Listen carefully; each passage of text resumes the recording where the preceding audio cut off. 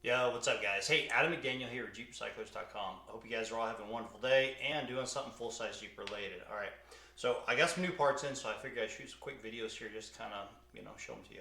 All right, so I got some J20 rims and tires in, and I freaking love these things. All right, so I'll put all the specs on the site. However, these are 33x12.50s, and the rims are basically powder coated, and the front is milled and polished. Okay, so let me show you the front.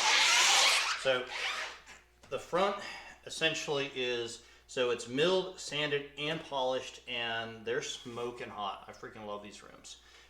Let's see.